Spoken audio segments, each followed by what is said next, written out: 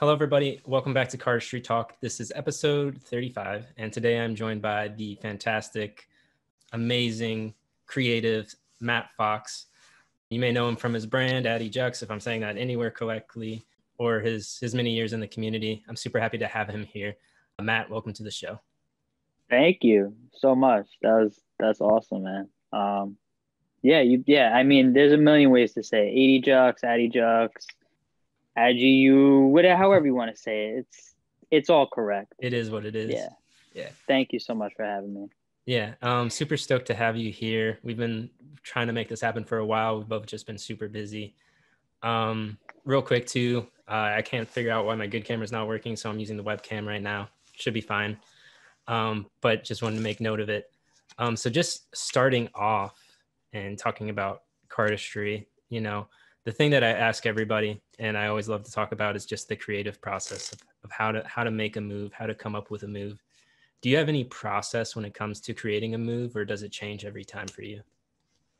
I mean, it changes every time. I find myself lately, it's almost like not having a process is the process. Like not having a plan for making a move is usually the best case scenario. A good example is, like my move Blender, the big one in my missing video, where the packets kind of interlock and then there's 3 cards that kind of like move around the whole cut. I did that and I was like, this is a move. Let me just kind of work on a closer. Didn't even have a plan, and then it worked out where I was going in with a plan, trying to make a closer for that move for a couple of years, and came up with just every wrong answer.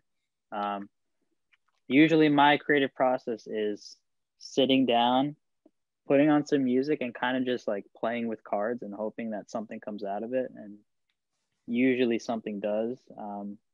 It might not be a full move. It's probably like sometimes there are times where like it just flows and you end up making a full move. But usually my process will just, like I said, hanging out with some music on, pretty casual, kind of toying around with maybe 1 or 2 openers, but yeah, kind of just coming at it with no agenda. And then that's when the really cool stuff starts to just kind of show. Like it kind of just comes from your hands. It's like doesn't come from your brain. It's a weird feeling. It's a good feeling, but you're not expecting it. A lot of the time people will experience this and they won't realize it because they'll immediately get angry because sometimes they'll forget to move. Like, I don't know if you've ever had that. Yeah, I do that constantly. I did that. Oh, what did I just do? I didn't see it. Did you see it? Like, like that thing. And a lot of people have that. You have to train yourself to look at your hands more while you're in that mode and know when that's going to happen. And then you create just the craziest things. At least that's what I've found lately. Changes a lot, but that's the most consistent thing as of, I'd say, the last couple months. It's super interesting, especially like I know people who make moves and you'll ask how they make them and they're like, yeah, I just thought of what I wanted to do and I did it. Like the whole move. I thought of the move in my head and I just did it with my hands. And that's probably really cool, but I feel like at that point you have such a set idea in your head, you're not going to flush it out to the full extent. I like flushing my moves out like crazy, to the point where I'll sometimes have the same move for years and years and years, and people will see different versions of it and almost be confused as to which one is the final, because I'll flush the moves out ridiculously, to a point where I find not only the most comfortable, but like the most I would say not practical, because I don't like practical cardistry, because then practical to me sounds easy. But I like the most aesthetically pleasing and purposeful cardistry. Like I like cardistry that serves a purpose, like moves that they open up, it's almost like a machine. It does its job and then it closes. And yeah, like sometimes I go into moves with that mindset, but like I said, usually if I go in with no mindset, just kind of get into that mode, my moves turn out almost on the same wavelength of just weird packets, stuff that your hands almost like have to morph into these weird shapes, like natural weird shapes. Like the video that we screened in Mexico that will be public at some point has some moves in there that I made that are super weird in the fact that my arms, I almost thought with my arms as well as my hands. I twist my arms and there's moves that go super crazy and it just, you get in this, I got in this like meditative process making some of these moves where I'm just like closing my eyes and thinking like, what feels right? Where should this packet go? Where should it land? It's such an interesting like feeling to almost like get in that like meditative mode where you're creating moves based on how they feel and how the move moves you and almost letting your hands guide the move along. I don't know if that's like too deep, but like I've been finding myself looking at cardistry more and more like that and deeper and almost like a dance in a way where you can create moves and like just allow your arms and your hands to just like make the move and not focus too much on your head. I feel like that's where people fail. You think too much about it, you overthink it, you're going to end up making something that you end up making moves for the wrong reason. You should make moves that feel good to you, that look good to you, and then in the end they're going to look good and feel good to everybody else if they choose to do them. Sorry to go deep with that, but no, that's great. I love the creative process. We're here to talk cardistry. That's fun. No, that's really cool. And I mean, I feel like I've been in those states at different points where you're kind of just doing things, not necessarily processing completely and just going with the flow. And it's a very satisfying state to be in. And I look forward to hopefully you posting that eventually and we can see what's going on. I really like what you're saying about using your arms and stuff as well too. I think we're so focused on our hands as cardists. Yeah. The next question I have for you, I've heard from a lot of sources that you have an archive of cardistry, I guess you could call it, or a big database. How did that kind of get started, and is there any reason behind it? I don't know if we told you, but I gotta do some investing. No, I'm kidding. I have a large archive. I have probably, I don't want to put a number on how many videos I have. It's an absurd amount of hard drives, external hard drives. I have like 2 laptops. I have a lot of videos. They're categorized by person, then by date. Like some of them are not categorized at all. Some of them, it's such a random slew of videos. It is insane. The reason that I started doing that is the feeling that I got as a young cardist. I started around 7, 8 years old. Of the underground video aspect was too cool. The fact that there were videos that only certain people could see was so cool. It's almost like, and then people would start trading them is where it ended up. And that's really the whole thing of like where I started getting heavy into it was the trading of it, but not only the trading of it, because it wasn't trading of like, yo, like, let me see these moves. It was trading among people who care about it like I do. I care about the history of cardistry, but I also care about I'm such a technical nut with it that when you go to Cardistry Con and I'll go up to like Dimitri and we'll start talking about moves and I'll be like, do you remember an opera at like, 3 minutes and 30 seconds you did this and that? Like I go down to that deep. You could tell it's very excited over this. It's the simple answer is I love cardistry. I love the technical side of it. I love studying videos. I love learning everything. I learn everything. Every move, anything I like, I learn. There was a time I learned everything, whether I liked it or not. Now I learn everything that I like. I like myself being an encyclopedia of moves, and I like having an encyclopedia of cardistry I can always look back to.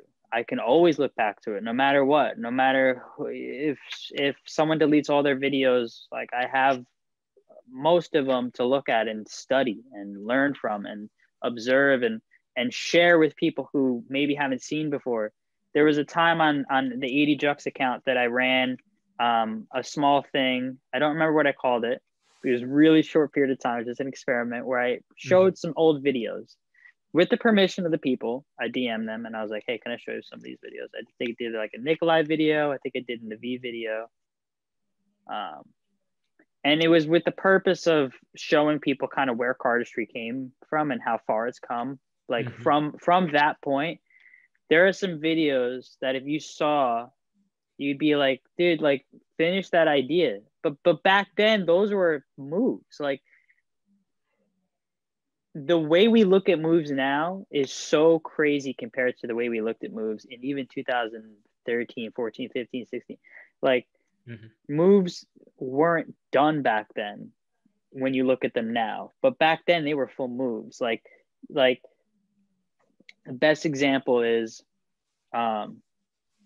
there's an old Darren video, an old Darren tutorial called Mad Cow. It's a really simple, it's basically you do a tornado cut, you do this, and that's it. Simple little move. That move has been used in probably like 90 cuts since its creation. And I would say probably 2006, 2007. I love that video. It's such a simple move. It kicks ass. It's such a good move. Doesn't have to be crazy. Doesn't need 70 packets. There's something so special about cardistry that was before a certain time because it was fun. It was, let's edit this like skateboarding videos. Let's, like Darren's old videos, Darren would show his name in like 30 different languages. So he would see his face, it would pop up, he'd have his emo hair. It'd flash on the screen. Darren in Spanish, Darren in Japanese, Darren in French, every language. It would pop up his name. Then he'd do L cuts really quick with flashing lights. And then it would go back. It would say be good, do good cardistry, whatever, extreme cardistry. And then it would pop back to him and he'd be doing Mockingbird. And now you look at cardistry and it's like, not to like F around, but like the camera's like this and everybody's like spinning and, like the wheels within wheels version where like, and there's something so nostalgic about these videos that you go back and you watch and you're like, dude, like I want to go back in time and live when you could put on like a Red Hot Chili Pepper song with some flashy lights in Movie Maker on a webcam like this and just film this close, do a Mockingbird. And like that was a cardistry video. And there's something about it. And I know not everybody gets it. It's like vinyl. People who collect vinyl. It's like, why do you collect vinyl, dude? There's all that new stuff you should listen to. It's like, yeah, that's great. I like the old stuff. I watch videos dating back to like the 90s, the 80s cardistry. And I watch cardistry that goes as early as or as late as I think the good period of like the old vert stuff, the Danes, when they were coming up was like 2009, 2010, super like Theory 11 era. Yeah. So, the wire wasn't really a thing yet. So like Theory 11 was like, it was popping, you know what I mean? Like, it was like, all right, like, let's just do cardistry. And, the videos that were coming out, before there was the CCC, there was the CCC. So there was the CCC now is the Cardistry Con Championship. The CCC back then was the Cardistry Collaboration Championship or the Cardistry Collaboration Competition. It was hosted by Theory 11. And it was the coolest cardistry contest because it had to be a collab video, whether it was you were in different countries or whether you were all together. It had to be a collab video.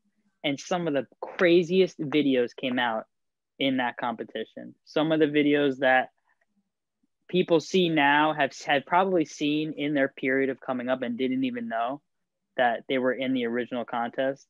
There's a video called We Call It Shock Effect featuring Ambrose, Ben Yu, and Jonathan Fu, I think his name is. If I got that wrong, I'm sorry.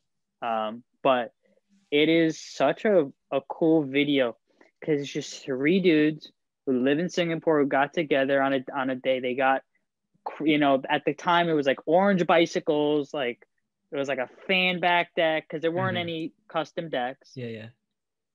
And they just did some of the craziest moves on some music, and just like I show some of the guys now these moves, and they're like, dude, like, why didn't I think of that? And I'm like, yeah, these guys thought of it like 10 years ago. Mm-hmm. Like, there's something about it. I don't know. I could go on forever. I nerd out about this stuff. I could go into specifics about Predator's video when he did a one-handed waterfall up, like backwards, and caught it into a Naoki Oki circle fan. Like, that doesn't make what? sense. Like, that doesn't make sense. There's a video. This is a deep cut for the old heads out there, of a guy named Tracy who did a video tribute to DeVoe. And this video has the craziest cardistry in it ever. 2 moves I'm going to describe to make it quick and simple, because I don't want to go too long of a tangent on this, is he does a one-handed sideways waterfall. That's a pretty, like, now it's a pretty common move. It kind of came back. The one he does is maybe 3 feet long. Like, he just goes, shoop, boom, and the whole thing, and he catches it like this square, and he's like, yeah, and he looks, and he's like, yeah, look at that. And then he pops out like the craziest fan, which is, it's called like the one-handed manipulation 90S fan or something like that. And it's a fan that only like me and like 5 other people could appreciate. But it was basically like a way to make an S out of the deck. And it's a one-handed fan, and it takes like a minute to make. It's a crazy formation, and he does it. And he was one of the first cardists to like put manipulation into cardistry, like back palms and stuff, like magic. Like, he's doing that stuff in cardistry, and like took everybody by storm. And then I showed that video on my Instagram. I pulled that video out of the vault. I'm like, I gotta pull out, because it was like the last video I was gonna show. I'm like, I gotta pull out like a heater. So I pulled out that one and I show it, and just people's reactions were like almost as crazy as if you were to show like a video now, like a New Fontaine video came out. Like that hype.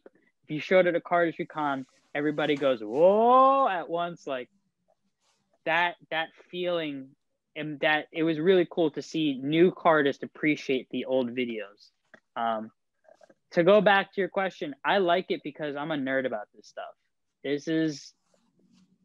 And when my free time, when I get off of doing my work, I look at old cardistry videos. I don't go out really, like, you know, I used to do BMX. I don't do that stuff anymore. I don't really go out. Like, I don't watch TV. I watch old cardistry videos. That's like my jam. Lately, I've been watching a lot of Yang stuff, obviously. Rest in peace, my guy. Love you.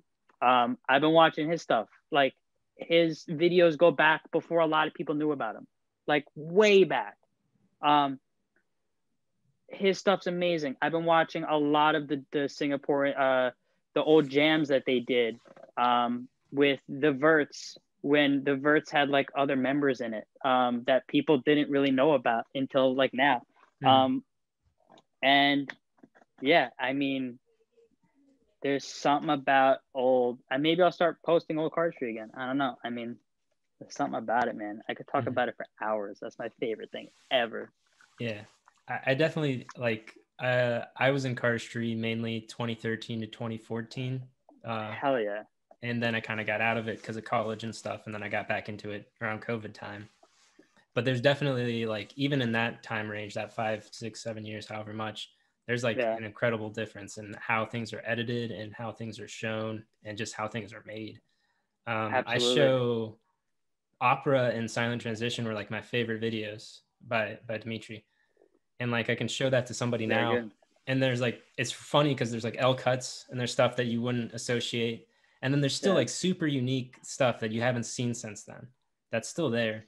It's like 50-50, but it's definitely different. I really do miss webcam videos as well. I remember those they went so hard, man. It did. Like, the frames kind of help you out. Yeah.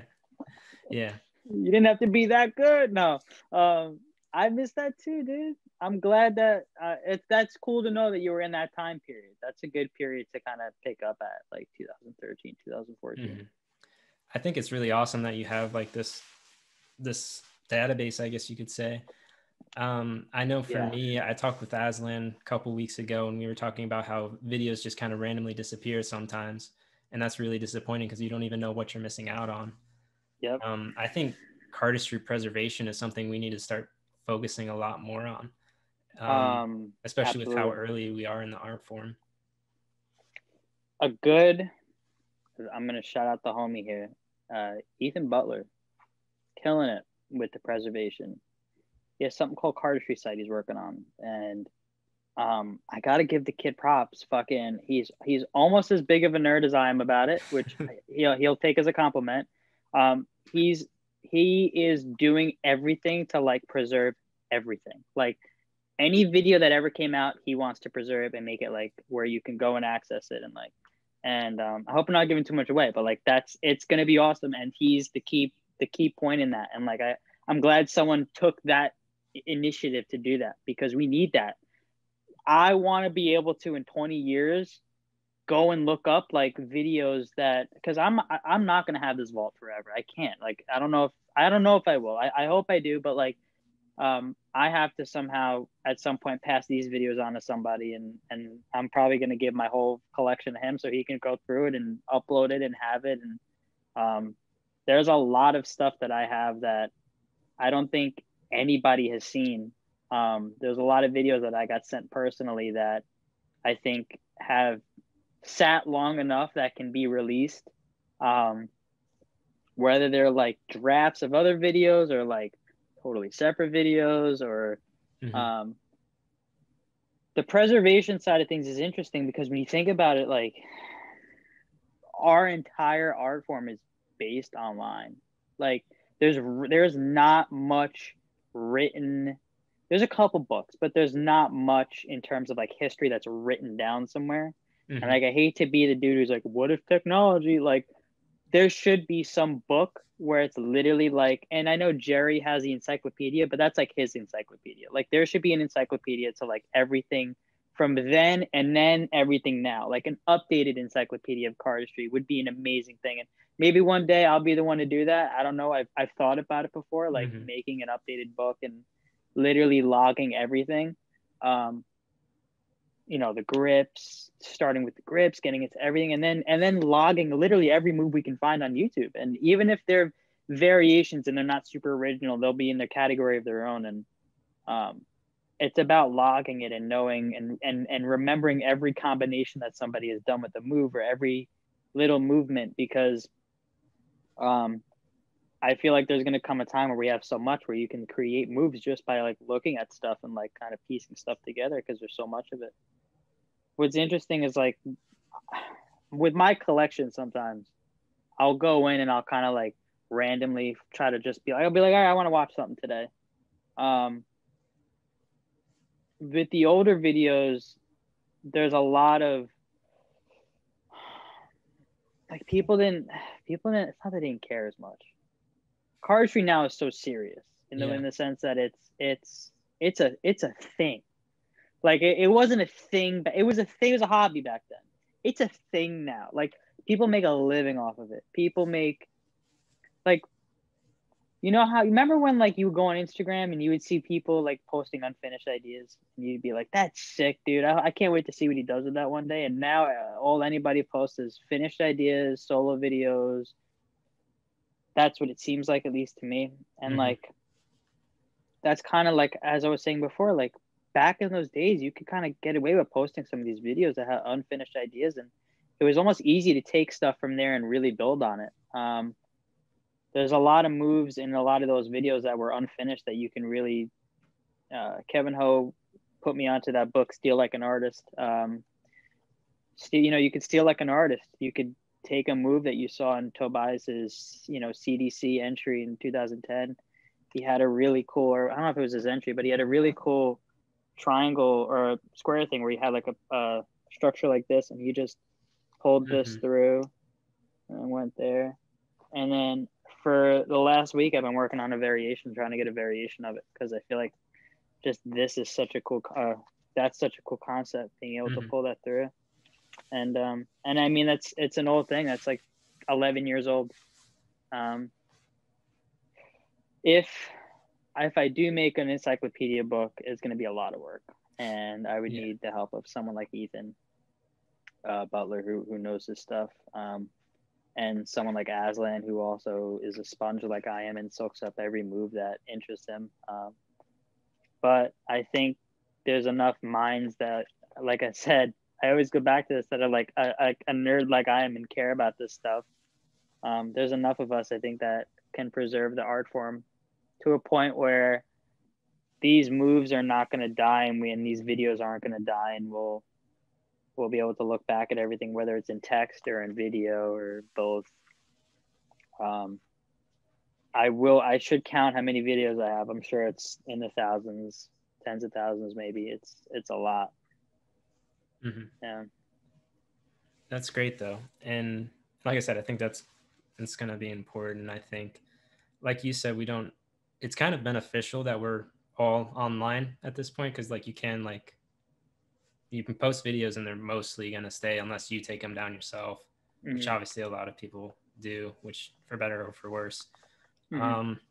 But I think there's some benefit to us being mostly online and the record kind of keeping department. Yes, for sure. One question I do have for you, and this is just kind of a random tangent. I know you've posted, like we've talked about the video you made for Cardistry Con Mexico. Do you have any more plans to continue with Adejuix playing cards and stuff like that in the future? Yes, I do. I do, yeah. That we have this. This is what I can show. Mm-hmm. There is a second deck, because this isn't the second deck, although it looks like a second deck. It's just the recolor. Mm-hmm. There's a lot. I took a big break after Mexico, and I was like, because we made the video for Mexico. For anybody who doesn't know, it was me, Adam Sharp, and the insanely talented hater Ahmad. I think I'm saying his last name right. I always fuck it up because I'm bad with names, and I'm sorry, bro. I love you. He knows I love him. The video went pretty hard, dude. He killed it. I was like, I threw them both a deck of cards, and I'm like, hey, make a video, and they killed it instantly. Out of this world. Adam edited the video as well, which in record time. Like, I mean, he's really good at like knocking stuff out quick and making it perfect. He's a perfectionist, which is good in situations like this. The video was perfect. The plan for Adejuix that I had was we were going to make the first deck, and we were going to kind of see where it went, and it went well, but it was mainly a learning experience. Making a deck of cards is not easy for your first time, and two kids basically, because I was still a kid at the time. I still consider myself a kid. Mm-hmm.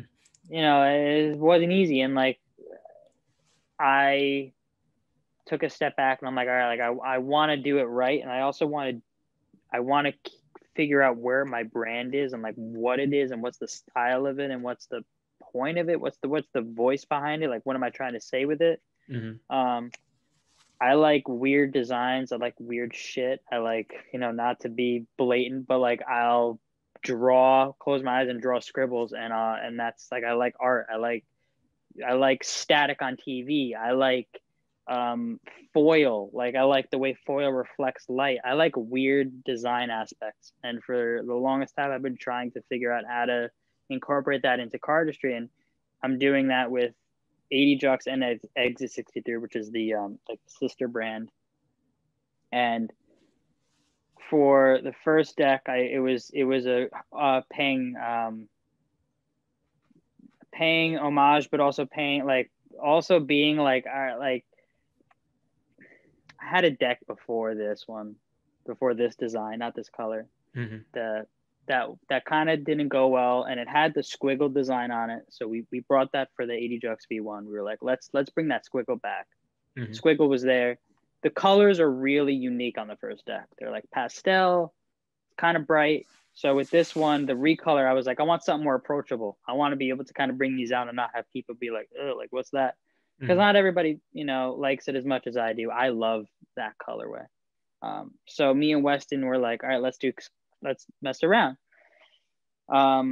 And I think what actually ended up happening was the one we landed on was something I think either Adam or Weston did by accident, was they just recolored a picture and they found this colorway and we were like, whoa, what is that? And it ended up being this. And that's, so basically it's the same design. We ended up flipping the blue side and the red side, because we had like a pink side and the blue side, where the blue was the smaller side. And then we kind of just inverted the colors a little bit. The faces are purple and red with these really cool colors. And so this is the recolor. This is the one that I like using. I can tease the V2 a little bit. I can show a little bit of the V2. The V2 is what I would like to be released, or be teased at least at the next CardistryCon in person. I'm trying my best. I have terrible patience and I'm bad at holding off on stuff. I'm trying my best to hold off on like fully showing these until the next in-person CardistryCon. They've been seen in the video in Mexico, so some people have seen them. I don't remember how many people were on the Zoom, but they were seen a little bit. I can show a little bit of these. I'm gonna find the right card to show, so I don't show too much. Yeah, but I'll give you a little. I'll give you. I'm gonna give you a little taste.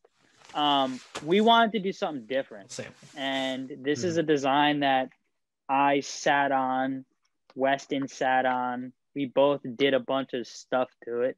It was like, I think Weston just did some simple design. He gave it to me. I did something. I gave it back and went back and forth. We ended up on one thing. I'll show the Ace of Spades. I won't show the back, obviously. Yeah. But that's the Ace. So if you can get an idea of kind of, there's no line, no squiggle. It's something totally new.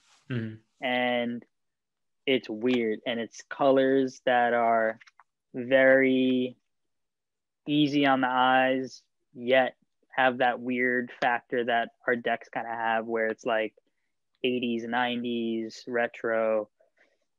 And I like them. And I will say the borders are thick on these, like pushing it thick. And I like that. They're for the guys that were, you know, kind of, they're in a way, they're like kind of for the old heads in a way. Cause it takes a certain kind of cardist to appreciate thick borders. And I hate to be that blatant, but a lot of it's just, I like the thicker borders, and the older heads will appreciate it, I think, just as much as hopefully the newer heads. Yeah, it's a weird deck. The video that I have planned for this deck will showcase a lot of the moves that I've said I was going to show for a long time, and then I didn't. There's some moves that I've held back for years that I was like, I want to show this, but I literally just didn't want to put the effort in to film them. There's some moves that are coming up in this video that I am like pushing myself to film, and I'm really excited for. And it's a journey filming this new video, just planning it already and getting ready to film, and the test shots and everything for this deck.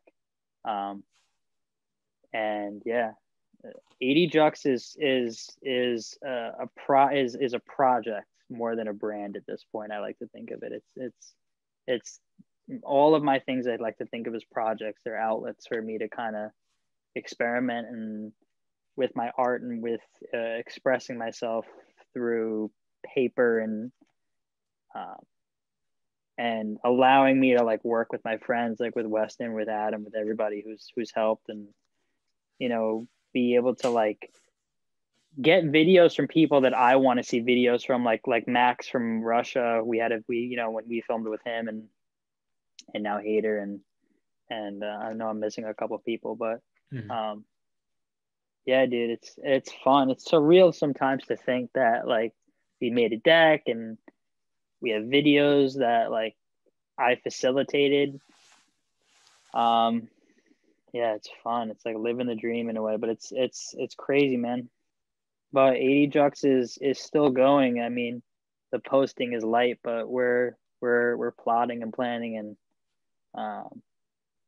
and yeah, big stuff ahead. Awesome. I'll look forward Decks on decks. So at the end of the show, I usually like to do what I call the rapid round of questions. Let's do it. So this is 3 minutes, and the goal is to answer as many random questions as possible. Does that make sense? That makes a lot of sense. I'm ready. Total sense. The high score was actually broke last week. It was like 23, I think. So who did it? Who broke it? SoCal Playing Cards, Henry Cortez. Dude, I got him. Let's go.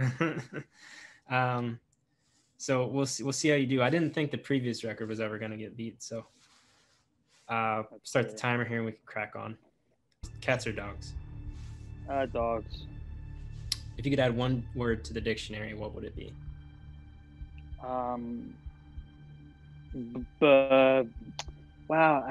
Baboomskers. I couldn't think of it. Shout out Chase Duncan. Android or iPhone? iPhone. Favorite move that you've made? Mosh pit. This is random. It's a random wheel, and then I came up with this question next. Favorite unoriginal move? Mockingbird. Coke or Pepsi? Coke. There you go. What would the title of your autobiography be? Sheesh. Oh gosh. Favorite deck of cards at the moment? My new one. The new one. There you go. Yeah. Your favorite TV show at the moment? The Larry Sanders Show. Pretty fun. Do you have a favorite restaurant? Yeah, Ninja in New York. My favorite restaurant. Favorite band or musician? Action Bronson. All day. There you go. If you could have coffee with any Disney character, who would it be? Goofy's pretty chill. I like that guy. Pretty chill. Pancakes or waffles? Waffles. Do you play video games? Nah. All right. Have you ever broken a bone? No. Nice. If an actor portrayed you in a movie, who would you want it to be?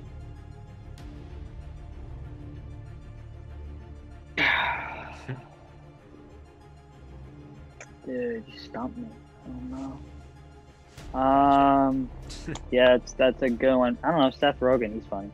There you go. Favorite type of food? Ooh, Japanese food, sushi. If you could have, everybody says sushi, by the way. If you could have any superpower, what would it be? Flying. I want to be able to fly. Toilet paper over or under? You talk about dude, this is a big one. Wow. I think over. Yeah, over. Yeah. Okay. Do pineapples belong on pizza? Yes. Yes. Everything does. Everything belongs on pizza. Who's the most famous cardist you've met? I know that's kind of subjective.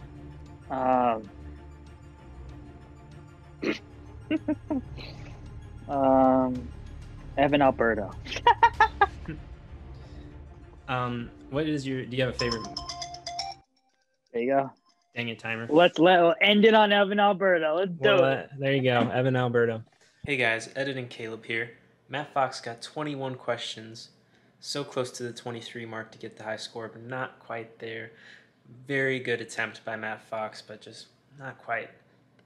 Matt, thank you for taking your time to be on the show. At the end of the show, I usually like to do what I call roll out the close-up pad. That's just my way of saying, is there anything you would like to promote or any last nugget you would like to leave the audience with? Yeah, follow Adejuix Playing Cards if you don't. Follow WCBIN. That's the designer for Adejuix, Weston. Mm-hmm. Follow me at Adejuix. Follow my other endeavor, Exit 63. And yeah, thank you for having me. Keep an eye on all my pages. We got some heat coming in the next couple months. Yeah, awesome. As always, I'll have links to that stuff in the description down below. Matt, thanks again for being on the show. I hope everybody enjoyed themselves. Hopefully they learned a little bit of something, and we'll see you guys later. Peace.